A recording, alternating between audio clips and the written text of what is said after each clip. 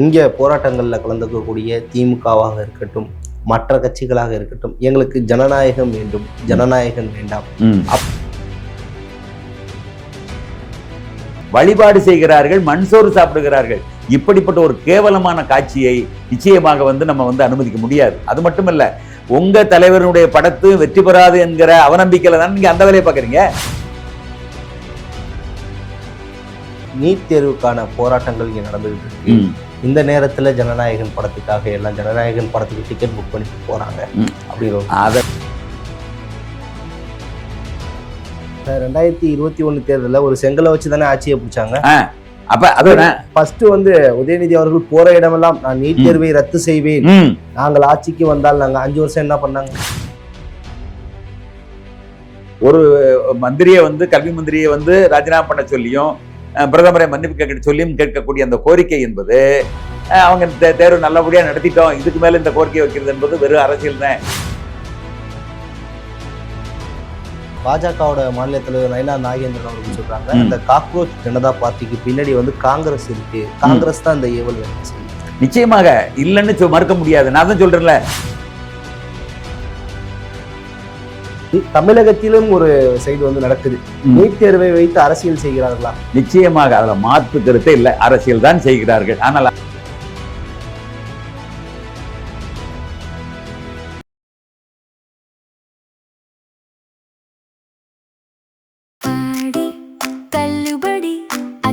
பேரும் 6 முதல் 60% வரை ஆடி தள்ளுபடியுடன் சூப்பர் சரவணா ஸ்டோர்ஸ், சென்னை, மதுரை, கோவை.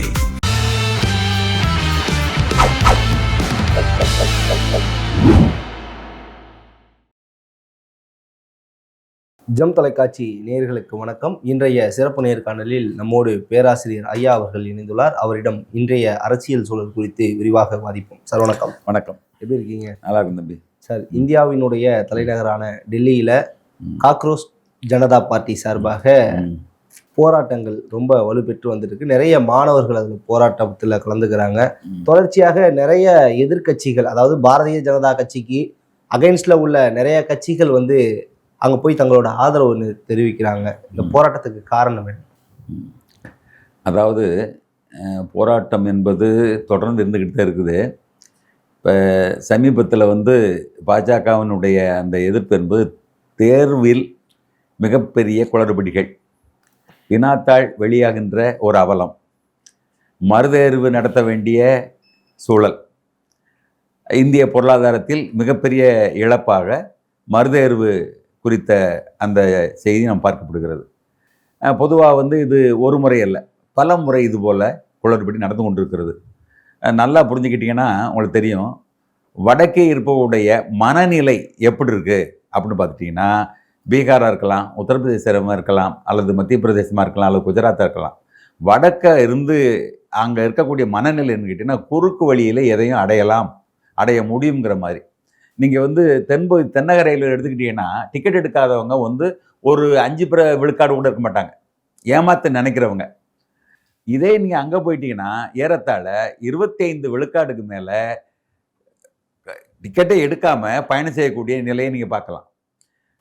அது மட்டும் இல்லாமல் அந்த பரிசோதனை செய்யக்கூடிய ரயில்வே அதிகாரியை கூட என்ன செய்கிறாங்க, வன்முறையினால் தாக்க முயற்சி பண்ணுவாங்க. இவங்க எதிர்த்து கேட்க முடியாது. இப்படிப்பட்ட ஒரு கொடூரமான நிலை வடக்க இருக்கிற அந்த மனநிலை. அதே போல் தேர்வு மையங்களில் பார்த்து எழுதக்கூடிய நிலையும், ஜன்னல்களில் ஏறிக்கிட்டு அந்த கட்டடத்தையே சூழ்ந்து கொண்டு அவங்களுக்கு அந்த பார்த்து எழுதுறதுக்கு உதவி செய்யக்கூடிய நிலையும் மிகப்பெரிய அராஜகமாக அந்த செயல்பாடு நடக்கும். தேர்வு எழுதுகின்ற மையத்திலேயே, நீட் தேர்வு எழுதக்கூடிய மையத்திலே, தேர்வு பொதுவாகவே தேர்வு மையம், அதாவது பள்ளி தேர்வு, பள்ளி இறுதி தேர்வு, கல்லூரி தேர்வு, எல்லா தேர்வு மையங்கள்லையும் இந்த மாதிரியான ஒரு மிகப்பெரிய அவலமான ஒரு காட்சியை நீங்கள் பார்க்க முடியும். இதனுடைய உச்சம்தான் இந்த வினாத்தாள் கசிவு என்பது. வினாத்தாள் கசிவு என்பது இன்றைக்கு நேற்றல்ல, ஆரம்ப காலத்தில் சென்னையிலும் கூட இருப்பதாக சொல்வார்கள். மதிப்பெண்ணை மாற்றுவது, அந்த மதிப்பெண் அச்சடிக்கக்கூடிய அந்த இடங்களில் மாற்றுவது என்பது போல பல நிலைகளை ஆரம்ப காலத்தில் சொல்லுவாங்க. அது நம்ம தமிழகத்தில் தென்னக பகுதிகளில் ரொம்ப அரிதான ஒரு நிகழ்வாக பார்க்க முடியும். ஆனால் வடக்க இது அன்றாட நிகழ்வாக இந்த நிகழ்வு நடப்பதை நாம் பார்க்கிறோம். அதே போல இந்த நடந்த நீட் தேர்வு என்பது லட்சக்கணக்கான மக்கள் எழுதுறான். அவ்வளவு பேர் எழுதக்கூடிய அந்த தேர்வுல எவ்வளவு கவனமாக இருக்க வேண்டும் என்று ஒரு அரசுக்கு தெரிய வேண்டாமா? அப்ப ஒரு அரசு என்பது ஸ்திரத்தன்மையோடு வந்துகிட்டு இருக்கு. நாங்க தேசியம்தான், ஒரே தேர்வு, ஒரே மதம், ஒரே வழிபாடு, ஒரே எல்லாமே ஒரேன்னு சொல்றாங்க. ஆனா ஒரு முறையில சரியான முறையில் தேர்வு நடத்த முடியாத அளவுக்கு மிக மோசமாக இருக்கிறது. அதே போல ராமரினுடைய பேரை சொல்லி மிகப்பெரிய அரசியல் செய்யக்கூடியவர்கள் அயோத்தியில என்ன செய்யறாங்க? அவங்களுடைய உண்டியல் பணத்தவே காப்பாற்ற முடியாத அளவுக்கு ஊழல் மலிந்து போயிருக்கிறது. அப்ப பாஜகவுடைய ஆட்சியில இப்படி குளறுபடிகள் அதிகமா நடக்கின்ற இதை பார்க்கிறோம். அதே நேரத்துல இளைஞர்கள், வருங்காலத்தினுடைய தலைமுறைகளுடைய வாழ்க்கை பாதிக்கிற அளவுக்கு, மனம் முறிகிற அளவுக்கு, தற்கொலை செய்கின்ற அளவிற்கு இந்த மாதிரியான ஒரு சூழலை அவர்கள் என்ன செய்யணும்? மிகப்பெரிய அளவிலே கண்காணித்து தடுத்திருக்க வேண்டும், நடைபெறாமல் பார்த்து கொண்டிருக்க வேண்டும். ஆனால் மீறி நடந்துருச்சு. மறுதேர்வு நடத்தியாச்சுல, முடிஞ்சு போச்சுல, ரொம்ப கட்டுக்கோப்பா இப்ப சரியா நடத்திட்டோம்னு சமாதானம் சொல்றாங்க. அது முக்கியமல்ல. இதுவரைக்கும் தொடர்ச்சியாக நடந்த தேர்வுகள்ல இவ்வளவு மோசமா போயிருக்கு. அதுக்கு காரணமான ஒரு தேர்வை கூட சரியான முறையில நடத்தி கொடுக்க முடியாத அளவுக்கு இருக்கக்கூடிய கல்வி அமைச்சரை முதல்ல நிக்கணுங்கிறாங்க. தர்மேந்திர பிரதான் என்ன செய்யணும்? முதல்ல பதவியில் இருந்து நிற்கு. இதுக்கு வருத்தம் தெரிவிக்கணும், பிரதமர் மன்னிப்பு கேட்கணும் என்பது போல அவருடைய கோரிக்கை நியாயமாகத்தான் இருக்கிறது ஒரு பக்கம் பார்த்தா. சரியா? இப்ப நீட் எதிர்ப்பு என்பது நம்ம பக்கம் 2 அணியாக நின்று பண்ணிக்கிட்டு இருக்காங்க. நம்ம பக்கம் அங்க நீட்டு தேர்வு ஒழுங்கா நடத்துங்க, நீட்டு வேணாம்னு சொல்லல, நல்லா கவனிக்கணும்.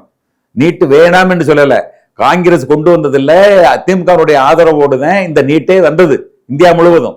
ஆனால் ஒரு விலக்கு வச்சிருந்தாங்க, விரும்பாத மாநிலங்களை விட்டுவிடலாம் என்கின்ற விலக்கின் அடிப்படையில் தான் தமிழகம் ஜெயலலிதா பீரியட் வரைக்கும் இது தள்ளி போட்டுக்கொண்டே வந்தது. சரியா? ஆனால் பின்னால பாஜக வந்த பண்ணல அரசியல் சூழல்ல நிகழ்வுத்தன்மையினால் நினைச்சிட்டாங்க, தமிழகத்திலையும் கொண்டு நுழைச்சாச்சு. இப்ப நம்மகிட்ட உள்ள நெருக்கடி என்னன்னா 2 வகையில நெருக்கடியா இருக்கு. ஒன்று, நீட் என்பது அனிதா விஷயத்தை வச்சு போராடினாங்க இதே திமுக. இந்த திமுக அரசியலிடம் எத்தனையோ மெடிக்கல் கல்லூரி இருக்கு, மருத்துவக் கல்லூரி இருக்குன்னு, அதுல அவங்களை போன்றவர்களுக்கு ஒரு இடம் வாங்கி கொடுப்பது பெரிய விஷயமா இல்ல சார். 2021 தேர்தலில் ஒரு செங்கலை வச்சு தானே ஆட்சியை பிடிச்சாங்க. அப்ப அதுதான் ஃபர்ஸ்ட் உதயநிதி அவர்கள் போற இடமெல்லாம் நான் நீட் தேர்வை ரத்து செய்வேன், நாங்கள் ஆட்சிக்கு வந்தால் நாங்க 5 வருஷம் என்ன பண்ணாங்க? அந்த அனிதாவனுடைய இதை சொல்லி இவங்க ஒரு மருத்துவ இடம் வாங்கி கொடுப்பதற்கு முயலாமல் டெல்லி வரை கூட்டி போய் பஞ்சாயத்து பண்ணி அதை ஒரு மிகப்பெரிய அரசியலாக பண்ணாங்க. நீட்டை நாங்க ஒழிச்சிருவோம்னு சொன்னாங்க. முதல் கழுத்து அதுதான் சொன்னாங்க. அதுக்கடுத்து அந்த ரகசியங்களுக்கு தெரியும்னாங்க. கடைசியில பாத்தீங்கன்னா நம்ம எல்லாம் சேர்ந்துதான் அதுக்கு போராடணும்ட்டான். கடைசியில முடிஞ்சு வச்சா. அப்ப அதை வச்சு அரசியல் பண்ணாங்க. நல்லா புரிஞ்சுக்கங்க. நீட்டு தேர்வுக்கு முன்னால் அந்த மதிப்பெண்ணை மட்டும் வச்சு மருத்துவக் கல்லூரிக்கு முயல்கின்ற பொழுது பல ஏழை குழந்தைகள் போக முடியல. ஏன்னா பணம் இருக்கிறவங்க பூராமே என்ன செஞ்சாங்க? தனியார் மருத்துவக் கல்லூரி போய் மோதி போய் சேர்ந்துட்டாங்க. அவன் எவ்வளவு மதிப்பெண் எடுக்கிறது முக்கியம் இல்ல. +2 முடிச்சிட்டியா, பாஸ் பண்ணிட்டியா, விடு, நீட்டு தேர்வை பத்தி கவலைப்படாத, வா, எத்தனை கோடி, 1 கோடியா 1.5 கோடியா கொடுத்துட்டு சேர்ந்துன்னு சொல்லிட்டு நிலைமை இருந்தது. அது மிக மோசமான நிலைமை. ஆனால் நீட் வந்த பின்னால நீ 10 கோடி வச்சிருந்தாலும் சரி, 100 கோடி வச்சிருந்தாலும் சரி, நீட் தேர்வு பாஸ் பண்ணலாம், உனக்கு மெடிக்கல்ல இடம் கொடுக்க முடியாது என்கிற இந்த நெருக்கடி என்பது தனியார் மருத்துவக் கல்லூரியுடைய வணிகத்துக்கு ஒரு பெரிய அடியா இருந்தது. இது ஒன்று. இந்த பக்கம் பார்த்துட்டீங்கன்னா இன்றைக்கு 7.5% இடஒதுக்கீடு அரசு பள்ளிகளுக்கு கொடுக்கின்ற பொழுது அது ஒரு மிகப்பெரிய அளவில் மருத்துவக் கல்லூரி கனவில் இருந்தவங்களுக்கு பெரிய வாய்ப்பாக அமைஞ்சு. இன்றைக்கும் கூட பல ஏழை பிள்ளைகள், பல ஏழை குழந்தைகள் நீட்டை ஆதரித்துத்தான் பேசிக் கொண்டிருக்கிறார்கள். ஏன்னா நாங்கள் இந்த நீட் இல்லைன்னு சொன்னா நாங்க இந்த மருத்துவ கனவுகளை நிறைவேறாது, நாங்க முயற்சி பண்ணி நீட்டை பாஸ் பண்ணோம், எங்களுக்கு மருத்துவ சீட்டு கிடைச்சிருச்சுன்னு சொல்லி சந்தோஷப்படுற பகுதியும் இருக்கு. ஆனால் ஜெயமான் போன்றவர்கள், நீட்டை மறுக்கின்றவர்கள், நியாயமாக மறுக்கின்றவர்கள் என்ன சொல்றாங்க, மறுக்கிறாங்க அப்படின்னு பாத்தீங்கன்னா, அதாவது அந்த பாடத்திட்டம் என்பது மத்திய கல்வியினுடைய பாடத்திட்டத்திலிருந்து வினாக்கள் கேட்கப்படுகின்றன. அது நம்மை போன்ற மாநில பள்ளியில் அதிகமா படிக்கக்கூடிய அந்த பாடத்திட்டங்களுக்கு மேட்ச் ஆக மாட்டேங்குது, பொருந்த மாட்டேங்குது. அப்ப நம்ம பிள்ளை என்ன செய்யறாங்க? நீட் தேர்வு எழுதுகின்ற பொழுது நம்ம பாடத்தை மட்டும் நல்லா படிச்சவங்க அங்க ஜெயிக்க முடியல. அப்ப அதுக்குன்னு லட்சக்கணக்கில் செலவழிச்சு கோச்சிங் போய் தனிப்பயிற்சி எடுத்துக்கொண்டு போராடித்தான் அந்த தேர்வை எதிர்கொள்ள வேண்டியிருக்கு. அது 1 முறை 2 முறை 3 முறை வரை கூட எழுதி போராட வேண்டியிருக்கு. அதனாலும் அது ஒரு சிக்கலா இருக்கு. அப்ப வடநாட்டினுடைய வரலாறுகளை, வடநாட்டினுடைய அந்த மேலாண்மைகளை, அந்த வரலாறுகளை எல்லாமே என்ன செஞ்சிருக்காங்க? அந்த பாடப்பகுதிக்குள் கொண்டு வச்சிருந்து நம்ம பகுதிக்கான வரலாறுகளையோ அல்லது நம்முடைய பெருமைகளையோ என்ன செய்யல அந்த பாடத்திட்டத்தில் இல்லை. Okay sir. இப்ப அங்க நடக்கக்கூடிய போராட்டம், அதாவது நீட் சரியான முறைகேடா நடக்குது, வினாத்தாள் கசிவு, சரியா நீட் தேர்வு நடத்தல அப்படிங்கிறதுக்கான போராட்டம். அதே காக்ரோச் ஜனதா பார்ட்டி பெயரை வைத்து தமிழகத்திலும் ஒரு சைடு வந்து நடக்குது. நீட் தேர்வை வைத்து அரசியல் செய்கிறார்களா? நிச்சயமாக அதுல மாற்று கருத்தே இல்லை. அரசியல் தான் செய்கிறார்கள். ஆனால் அரசியல் செய்யக்கூடாதுன்னு நம்ம சொல்லல. அரசியல் செய்யறது தப்பும் கிடையாது. ஆனால் அந்த மாணவர்களுக்கு மத்தியில மாணவர்களுக்கு பொருத்தமில்லாத சம்பந்தம் இல்லாதவர்கள் கலந்து இந்த போராட்டத்தை வேற திசைக்கு கொண்டு போகிறார்கள். கலவரமாக வன்முறையாக மாற்றி இந்த அரசாங்கத்துக்கு நெருக்கடியை உண்டு பண்ணி இந்த ஆட்சியை கவிழ்க்க வேண்டும் என்கிற சிந்தனை அவர்களுக்கு இருக்கிறதாக சொல்லப்படுகிறது. எங்க பாரதிய ஜனதா ஆட்சி அங்க மத்தியில பாரதிய ஜனதா ஆட்சிக்கு நெருக்கடியை கொடுத்து அதை வந்து என்ன செய்யணும், காலி பண்ணணுங்கிற நிலைப்பாடு சிலருக்கு இருக்கிறது, சில அமைப்புகளுக்கு இருக்கிறது. அவர்கள் மாணவர்களுக்கு இடையில புகுந்து கொண்டு இந்த வேலையை செய்கிறார்கள். குறிப்பாக காக்ரோச் ஜனதா பார்ட்டியினுடைய தலைமையும் அவர்களை சார்ந்தவர்களும் கூட அப்படிப்பட்ட ஒரு தொடர்புக்குள் இருக்கிறார்கள் என்பது போல ஒரு குற்றச்சாட்டும் இருக்கிறது. அதுல வந்து நமக்கு இருவேறு தரப்பு கருத்து இருக்கலாம். ஆனால் ஒரு மந்திரியை வந்து கல்வி மந்திரியை வந்து ராஜினாமா பண்ண சொல்லியும் பிரதமரை மன்னிப்பு கேட்க சொல்லியும் கேட்கக்கூடிய அந்த கோரிக்கை என்பது அவங்க தேர்வு நல்லபடியா நடத்திட்டோம், இதுக்கு மேல இந்த கோரிக்கை வைக்கிறது என்பது வெறும் அரசியல் தான், இதுல எந்த விதமான நியாயமான கோரிக்கை இல்லைன்னு அவங்க சொல்றாங்க. அப்ப எப்படி பார்த்தாலும் அது அங்க அரசியல் தான் அரங்கேற்றப்பட்டு இருக்கு. இப்ப காங்கிரஸுக்கு அரசியல் செய்யறதுக்கு ஒரு விஷயம் வேணும், சரியா? அது வந்து காக்ரோச் ஜனதா பார்ட்டி என்பது எடுத்து கொடுக்கிறது. இவர்கள் உள்ளே கலந்து போகிறார்கள். அப்ப பாஜகவுக்கு எதிரான அத்தனை சக்திகளும், அது வெளியுறவு சக்தியாக இருந்தாலும் சரி அல்லது மதவாத சக்தியாக இருந்தாலும் சரி, எந்த சக்தியாக இருந்தாலும் ஒன்று கலந்து இதை பெரிதுபடுத்தி இந்தியா முழுவதுக்கு இது பரப்ப வேண்டும் என்று அவர்கள் திட்டமிடுகிறார்கள். ஓகே சார், இப்ப பிரதமர் மோடி அவர்கள் சொல்றாங்க மாணவர்களுடைய கனவை கலைக்க யாரா இருந்தாலும் அவங்க மேல ஆக்ஷன் எடுக்கப்படும், விரைவு நீதிமன்றம் எடுக்கப்படுங்கிறாங்க. அதே எதிர்கட்சி தலைவர் ராகுல் காந்தி சொல்றாரு மாணவர்களோட கனவெல்லாம் கலைச்சதே பிஜேபி தான். அதுதான், அதாவது ஒரு தரப்பு என்ன செய்யணும்னா அந்த மந்திரியை மாத்துறதுனால வந்து இந்த அரசு கவிழ்ந்துட போறது கிடையாது. மாத்திட்டு இவருடைய உணர்வுக்கு மதிப்பு கொடுத்து அவரை மாத்திட்டு என்ன செய்யணும், புதிய ஆளை வேற ஆளா போட்டுருங்க, ஒன்றும் தப்பு இல்லை, ஏன்னா அவங்க கோரிக்கை நிறைவேற மாதிரி இருக்கும், உங்க ஆட்சிக்கு எந்த நெருக்கடி வரப்போகுது கிடையாது அப்படின்னு சிலர் தரப்பு சொல்றாங்க, நடுநிலையாக சொல்றாங்க. ஆனா அவர்களுக்கு ஈகோ, இந்த மாதிரி போராட்டத்துக்கு நம்ம அடி பண்ணிச்சிட்டோம்னா அப்ப அடிக்கொருக்கா ஒரு போராட்டம் பண்ணுவாங்க, அதுக்கெல்லாம் நம்ம கேட்க வேண்டியிருக்கும், செவிசாய்க்க வேண்டியிருக்கும் என்கிற வந்து அந்த நிலைவுல எதற்கும் என்ன செய்ய மாட்டாங்க, செவி கொடுக்க மாட்டேங்கிறாங்க. இதுதான் அவங்களுடைய நிலைப்பாடா இருக்கிறது. இப்ப தமிழ்நாட்டுக்குள்ள இங்கேயும் போராட ஆரம்பிச்சான்னு சொல்றீங்க. அப்ப இதை பரப்பணும்னு நினைக்கிறாங்க. இதன் வழியாக பாஜகவுடைய எதிர்ப்பு அரசியலுக்கு நம்ம இதை பயன்படுத்திக்கிறோம்னு நினைக்கிறாங்க. தொல் திருமாவளவர்கள் அங்கேயே போய் ஆதரவு தெரிவிச்சு அது பண்றாங்க. அது மட்டும் இல்லாம ராஜா அவர்கள் போய் அங்க உள்ள நுழைய போகின்ற பொழுது தடுத்திருக்காங்க. உள்ள போகக்கூடாது, நீங்க அனுமதி இல்லாம நீங்க அங்க போய் இது பண்ணக்கூடாது, மாணவர்களுக்கு ஆதரவு சொல்ற மாதிரி ஆதரவு தெரிவிக்கிற மாதிரி நீங்க உள்ள போய் பெருசுப்படுத்தக்கூடாதுங்கிறத தடுக்கிறாங்க. இங்க என்ன செய்யறாங்க, நம்முடைய தாவக்கானுடைய தரப்பு என்ன சொல்லுதுன்னா, தயவு செய்து போராடுங்க, உங்களை வேண்டாம்னு சொல்லல, முறைப்படி அனுமதி வாங்கி முறையாக நீங்க இந்த அறப்போர்வாக நீங்க பண்ணுங்க, நாங்க ஆதரவு தெரிவிக்க எந்த இடையூறும் செய்ய மாட்டோம். ஆனால் பொதுமக்களுக்கு இடையூறு தருகின்ற வகையில, போக்குவரத்துக்கு இடையூறு தருகின்ற வகையில சாலைகளில் இருந்து அனுமதி இல்லாமல் நீங்கள் போராடினால் நிச்சயமா நாங்கள் என்ன செய்வோம், கைது பண்ணுவோம் என்கிற நிலைப்பாடு எடுத்திருக்காங்க. போராடக்கூடிய மாணவர்களை வந்து இவங்க முடக்குறாங்க, காவல்துறையை வச்சு அச்சுறுத்துறாங்க அப்படிங்கிற ஒரு குற்றச்சாட்டை எதிர்கட்சியில எல்லாம் சொல்றாங்க. இல்ல தமிழகத்தை பொறுத்த வரைக்கும் இல்ல, அவங்க தெளிவா சொல்றாங்க, நாம் போராட வேண்டாம் என்று மறுக்கவில்லை, உங்களுடைய போராட்ட உரிமை இங்க தடுக்கப்படவில்லை, ஆனால் முறையாக அனுமதி பெற்று முறையான இடத்துல பொதுமக்களுக்கும் போக்குவரத்துக்கும் இடையூறு இல்லாத வகையில் நீங்க போராட்டம் நடத்துங்க, நாங்க ஆதரிக்கிறோம்னு சொல்றாங்க. அதே போல நீட்டினுடைய நிலைப்பாடு என்ன என்று வருகின்ற பொழுது, இந்த போராட்டத்தை நீங்க ஆதரிக்கிறான்னு தாவேக்கா அரசிடம் கேட்கின்ற பொழுது தெளிவாக சொல்லி, இல்ல எங்களுடைய நிலைப்பாடு என்பது நீட்டே கூடாது என்பது.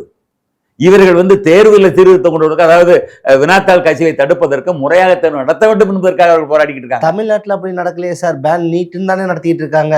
இல்ல அதுதான், அதாவது என்னன்னா இவங்க தாவேக்கா அரசினுடைய நிலைப்பாடை கேட்கின்ற பொழுது அவர் தெளிவா சொல்றாங்க, நாங்க நீட்டை வேண்டாம் என்ற நிலைப்பாடு உள்ள ஆளுங்க, இவங்க போராட்டம் நடப்பது என்பது நீட்டை முறையாக நடத்துங்கள் என்பதற்காக போராட்டம் நடக்கிறது.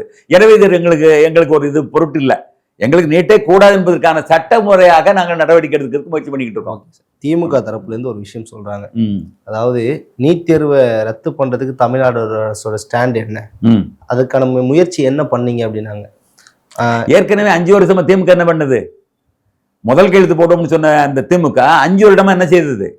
இப்ப இவங்க வந்து 2 மாதத்துக்குள்ள நீங்க என்ன ஸ்டாண்ட் வச்சிருக்கீங்க, அவங்க தெளிவா சொல்லிட்டாங்கல்ல, நீட்டு கூடாது என்பது எங்களுடைய நிலைப்பாடு, சட்டப்படியான நடவடிக்கை நாங்கள் எடுப்போம், அதுக்கு எங்களுக்கு இன்னும் நாள் இருக்கு, எவ்வளவு விரைவாக எடுக்கணுமோ எப்படி முறையாக எடுக்கணுமோ அப்படி எடுப்போம்ங்கிறத அவங்க தெளிவா சொல்லிட்டாங்களே. பாஜகவோட மாநில தலைவர் நயனா நாகேந்திரன் அவர்கள் சொல்றாங்க, இந்த காக்ரோச் ஜனதா பார்ட்டிக்கு பின்னாடி வந்து காங்கிரஸ் இருக்கு, காங்கிரஸ் தான் இந்த ஏவல் வேலையை செய்யுது. நிச்சயமாக இல்லைன்னு மறுக்க முடியாது. நான் தான் சொல்றேன்ல, சர்வதேச அளவில் உள்ள சதி கூட அதுக்குள்ள இருக்கலாம், நம்ம மறுக்க முடியாது. காங்கிரஸ் இருக்கலாம், இல்லைன்னு மறுக்க முடியாது. இருக்கிறது என்பதுதான் அவங்களுடைய அரசியல். அதுல மாற்று கருத்தே இல்லை. அப்ப ஒரு சரியான வாய்ப்பு கிடைக்கும். எப்படி ஜல்லிக்கட்டு போராட்டம் வந்து தமிழகத்தில் ஒரு பெரிய நிலையாக இருந்தது, உலுக்கியதோ, அதுபோல இந்த போராட்டத்தை இப்படி ஆக்க வேண்டும் என்பதுதான் அவருடைய நிலைப்பாடு. ஆனால் அங்க டெல்லியினுடைய ஜந்தர் மந்தர் பகுதியில கூட்டம் நெருக்கின்ற பொழுது அரசும் அதுக்கு தடுப்பு நடவடிக்கை எடுத்துக் கொண்டிருக்கிறது. அது மட்டுமல்ல, பிரதமருடைய இல்லத்திற்கு சென்று போராட்டம் பண்ணக்கூடிய நிலை வருகின்ற பொழுது பாஜக காரர்கள் எதிர்ப்பு நடவடிக்கையாக அவர்கள் என்ன செய்றாங்க, ஒரு பெரிய அணியாக திரண்டு, கூட்டமாக திரண்டு இதற்கு எதிர்ப்பு தெரிவிக்கிறார்கள். காங்கிரஸ் தலைமைக்கு என்ன செய்றாங்க, ஒரு நெருக்கடியை தருவதற்கு முயற்சி செய்கிறார்கள். அது ஒரு யுத்த களமா தான் இருக்கு. Okay sir. அதே போல தமிழகத்துல பாத்தீங்கன்னா முதல்வர் திரு ஜோசப் விஜய் அவர்கள் நடித்த இறுதி படம் ஜனநாயகன் இன்றைக்கு ரிலீஸ் ஆகும். ரிலீஸ் ஆயிடுச்சுன்னு சொல்லிடலாம் ஆல்மோஸ்ட். இங்க போராட்டங்கள்ல கலந்துக்கக்கூடிய திமுகவாக இருக்கட்டும், மற்ற கட்சிகளாக இருக்கட்டும், எங்களுக்கு ஜனநாயகம் வேண்டும், ஜனநாயகம் வேண்டாம் அப்படின்னு இந்த படத்துக்கு எதிராக நிறைய குரல்களை கொடுக்குறாங்க. அதாவது இந்த படம் என்பது விஜயனுடைய கடைசி படம். அதுவும் தேர்தலுக்கு முன்னால வெளியிட வேண்டும் என்று திட்டமிட்டு எடுக்கப்பட்ட படம். அந்த படம் வெளிவந்ததன் மூலமாக ஒரு பெரிய அலையை தேர்தலில் உருவாக்க முடியும் என்று நம்பி உருவாக்கப்பட்ட படம். இதை தெரிந்துதான் அவர்கள் நினைஞ்சாங்க, சட்டச்சிக்கலை உண்டு பண்ணாங்க. பல்வேறு தடைகளை உருவாக்கி இன்றைக்கு வரை வெளியிடாமல் பார்த்து கொண்டார்கள். இப்பொழுது தவிர்க்க முடியாமல் வெளியிட வேண்டிய கட்டாயம் வந்து விட்டது. அது அது அதுக்கான காரணங்களை அவங்க சொல்லியிருப்பாங்க. இப்ப நம்ம என்ன பார்க்கிறோம்னா, ஜனநாயகன் படம் வெளியேறுவது என்பதில் எந்த விதமான ஒரு பெரிய சாதாரண கடந்து போகலாம், ஒன்றும் பிரச்சனை இல்லை. ஆனால் மிக மிக மட்டமான ஒரு நிகழ்வுகளை நாம் பார்க்கிறோம். என்ன பார்க்கிறோம்னு கேட்டீங்கன்னா, ரசிகர்கள் மண்சோறு சாப்பிடுகிறார்கள். ஜனநாயகன் வெற்றி பெற வேண்டும் என்பதற்காக வழிபாடு செய்கிறார்கள், மண்சோறு சாப்பிடுகிறார்கள். இப்படிப்பட்ட ஒரு கேவலமான காட்சியை நிச்சயமாக நம்ம அனுமதிக்க முடியாது. அது மட்டுமல்ல, உங்க தலைவருடைய படத்து வெற்றி பெறாது என்கிற அவநம்பிக்கையில தான் நீங்க அந்த வேலையை பார்க்குறீங்க. என் தலைவன் நடித்த படம், எங்களுடைய தளபதி நடித்த படம் கண்டிப்பாக வெற்றி பெறும் என்ற நம்பிக்கை உங்களுக்கு இருந்தால், நீ வெற்றி பெற வேண்டும் என்பதற்காக நீங்க மண்சோறு சாப்பிடுவியா? நீ கடவுள்கிட்ட போய் வேண்டிக்கிட்டு இருப்பியா? எவ்வளவு கேவலமான மனநிலை! தயவு செய்து விஜய் இது போன்ற மனநிலையை கண்டிக்கணும். ஏன்னா நம்ம எத்தனையோ பேர், தியாகராஜ பாகுலேருந்து எம்ஜிஆர்லேருந்து பெரிய பெரிய நடிகர்கள் எல்லாம் பார்த்தோம். ரசிகர்கள் அவ்வளவு கூட்டம், பெருங்கூட்டம் இருந்த ரசிகர்கள் கடந்து வந்துட்டோம். அதனால இந்த ரசிகர்கள் நிரந்தரமாக நமக்கு இருப்பாங்கிற ஒரு நினைப்போடு நம்ம செயல்படக்கூடாது. முதல்ல அறிவுறுத்தணும், நீங்கள் என்னுடைய ரசிகர்களாக இருந்தாலும் கூட இப்படிப்பட்ட பிற்போக்குத்தனமான செயல்பாடுகள் ஈடுபடக்கூடாது என்கிற அறிவுரையை ஆரோக்கியமான நிலையில் என்ன செய்யணும், விஜய் அவர்களுக்கு எடுத்து சொல்லணும். அதுதான் நல்லது. அதுதான் நான் விரும்புறேன். அதனால வெற்றி என்பது இன்னைக்கு ஆயிரக்கணக்கான கோடிகளை போட்டு முதலீடு போட்டு பெரிய வணிகமாக செய்து கொண்டிருக்கிறார்கள். இந்த திரைப்படம் என்பது இன்றைக்கு 1000 தேட்டர்ல, அதாவது வரலாறு காணாத அளவுல தமிழ்நாட்டில் இருப்பதே ஒரு 1250 தேட்டர் கூட இல்லை. அப்ப 1000 திரையரங்குகள்ல இது வெளியிடப்படுகிறது என்று சொன்னால் அப்ப எவ்வளவு பெரிய வணிகமாக மாற்றப்பட்டிருக்கிறது. அவர் இன்னைக்கு முதலமைச்சர் ஆயிட்டாரு. முதலமைச்சர் ஆன பின்ன படம் எடுத்தவர் டெல்லி சிறப்பு பிரதிநிதி ஆயிட்டாரு. அப்ப ஒரு மிகப்பெரிய வலுவான கூட்டணியாக இன்னைக்கு நினைச்சிருக்க அமைஞ்சு போச்சு. இது யாரும் ஒண்ணு படுத்த முடியாது. ஏன்னா ஏற்கனவே ரெட் ஜெயண்ட் என்ன செஞ்சது, எவனையுமே படம் வெளியிட விடாத அளவுக்கு, என்னை தாண்டி எவனும் போகக்கூடாத அளவுக்கு ஒரு மிகப்பெரிய இது பண்ணிக்கிட்டு இருந்தாங்களா, லாபி. Okay sir. இந்த கடந்த 5 வருடத்துல ரெட் ஜெயண்ட் நீங்க சொன்னீங்க, அதுக்காக இதை பேசியே ஆகணும். கடந்த 5 வருடத்துல நிறைய திரைப்படங்களை எடுத்து வெளியிட்டாங்க. இப்ப படங்கள் அவ்வளவா ரெட் ஜெயண்ட்ல இருந்து வர மாட்டேங்குது. முடியாது. ஏன்னு கேட்டீங்கன்னா, அவங்க அதிகாரத்தினாலதான் அந்த வேலையை பார்த்துக்கிட்டு இருந்தாங்க. அந்த அதிகாரத்துக்கு இணங்கி போகலன்னா அவங்க படத்தை வெளியிட முடியாத அளவுக்கு நெருக்கடி கொடுத்தாங்க. அப்ப அந்த அதிகாரம் என்பது தப்பாக செயல்படுத்தப்பட்டதுதான் வெளிப்படை எல்லாருக்குமே தெரிஞ்சது. எப்படி ஊடகத்தை திமுக கைப்பற்றி கொண்டு அவர்களுக்கு பணத்தை கொடுத்து தங்கள் கட்டுப்பாட்டில் வைத்துக் கொண்டு எந்த எதிர்மறையான விமர்சன பத்திரிகையில வராத அளவுக்கு பார்த்துக்கிட்டு இருந்தாங்களோ, அது போல திரைத்துறையை நினைச்சுனாங்க அவங்க கைக்குள்ள வச்சிருந்து பெரிய நெருக்கடி கொடுத்தாங்க. ஏகப்பட்டவர் தடுமாறுறாங்க. இப்ப எல்லாரும் நினைச்சாங்க ஒரு விடுதலை கிடைச்சது மாதிரி. அந்த ஊடகத்துறையில இன்னும் முழுமையான விடுதலை வரல, திரைத்துறையில முழுமையான விடுதலை வந்த மாதிரியான ஒரு சூழல் உருவாயிருக்கு. எனவே ஜனநாயகன் என்பது ஒரு மிகப்பெரிய அளவிலே திரைத்துறைக்கு விடுதலை தந்ததாகவும் நம்ம எடுத்துக்கலாம். Okay sir. இறுதியா ஒரே ஒரு கொஸ்டின். நீட் தேர்வுக்கான போராட்டங்கள் இங்க நடந்துகிட்டு இருக்கு. இந்த நேரத்துல ஜனநாயகன் படத்துக்காக எல்லாம் ஜனநாயகன் படத்துக்கு டிக்கெட் புக் பண்ணிட்டு போறாங்க அப்படிங்கிற, அதை விட பெரிய அவலம் அந்த எம்எல்ஏக்களும் மந்திரிகளும் கூட எங்களுக்கு விடுமுறை வேணும், நாங்க ஜனநாயக படம் பார்க்கணும்னு சொல்லி கோரிக்கை வச்சதா கூட ஒரு கருத்து வந்தது. அது கூட இதாக இருந்தது. அப்ப நம்ம அதை ஒரு தனி மனிதனுடைய விருப்பத்தை நம்ம எப்படி மறுக்கலாம், அது ஒரு கொச்சையா நினைக்கூடாதுல அப்படின்னு பார்த்தால், பொறுப்புள்ள எம்எல்ஏக்கள், சட்டமன்ற உறுப்பினர்கள், மக்கள் பிரதிநிதிகள், பொறுப்புள்ள அமைச்சர்கள் இதை வெளிப்படுத்தக்கூடாது. உன் ஆசை மனசுல இருக்கலாம். கிருஷ்ணகிரியில சட்டமன்ற உறுப்பினர் நடனம் ஆடி இருக்கிறார். அதை நான் என்ன சொல்றேன்னா, புதுக்கோட்டையில பர்வேஸ் அமைச்சர் அவர் கண் கலங்கி இருக்கிறார். அதாவது நல்லா பாருங்க தம்பி, ஒரு மக்களுடைய பிரதிநிதியாக இருக்கக்கூடியவர்கள், சட்டமன்ற உறுப்பினராக வந்தவர்கள், அமைச்சர்கள் ஆனவர்கள் தங்களுடைய பொறுப்பையும் கடமையும் உணர்ந்து கொஞ்சம் மெச்சூரிட்டியோடு, கொஞ்சம் முதிர்ச்சியோடு அவருடைய விருப்பங்களை வெளிப்படுத்தணும். ஆசை இருக்கலாம். நீங்க சொல்றத பார்த்தா கடந்த ஆட்சியில போட்டது மாதிரி ட்விட் போடுங்க. நான் என்ன சொல்றேன்னா, உணர்வுகளை கட்டுப்படுத்தி மனதுக்குள்ள வைத்துக்கொண்டு மக்கள் பிரதிநிதிக்கான அந்த ஒரு அடையாளத்தோடு நீங்க உங்களுடைய கருத்துக்களை வெளிப்படுத்தணும், உங்களுடைய உணர்ச்சிகளை வெளிப்படுத்தணும். கட்டுப்பாடு வேணும். சாதாரண ரசிகராக இருக்கின்ற பொழுது நீ வெளிப்படுத்தின அந்த உணர்ச்சியை ஒரு மக்கள் பிரதிநிதி ஆன பின்னால, எம்எல்ஏ ஆன பின்னால் நீ அதை வெளிப்படுத்தக்கூடாது, மந்திரி ஆன பின்னால நீ செய்யக்கூடாது, வெளிப்படுத்தக்கூடாது. அப்போ உன்னுடைய அந்த நிலையை நினைச்சு பார்த்து நீ வெளிப்படுத்தணும் என்பதை நம்ம விரும்புகிறோம். அதனால எப்படி பார்த்தாலும் திரைத்துறை என்பது இன்றைக்கு வந்து என்ன செய்யும், மக்களை வந்து மிகப்பெரிய அளவில் சீரழிக்குது என்பது வெளிப்படையான விஷயம். இளைஞர்களை வந்து இன்னைக்கு வந்து அரசியலுக்குள்ள கொண்டு வந்திருக்கிறது விஜயனுடைய ஒரு சாதனை தான். ஏன்னா அரசியலை நோக்கி நகர்த்தி இருக்கிறாங்க. திராவிட கழக காலத்தில், ஆரம்ப காலத்தில் அப்படித்தான் நடந்த. இளைஞர்களை பூரா திமுக பக்கம் இழுத்தது காங்கிரஸை விட்டு. இப்போ அதே போல நடந்திருக்கு. ஒரு ஆரோக்கியமான விஷயம். அரசியலை இளைஞர்கள் உற்று பார்க்கிறார்கள், இளம்பிள்ளைகள் உற்று பார்க்கிறார்கள் என்பது ஆரோக்கியமான விஷயம். ஆனால் இந்த ரசிக மனப்பான்மையோடு அதை அணுகுவது என்பது தப்பான விஷயம். சிறப்பான தகவல். மகிழ்ச்சி தம்பி.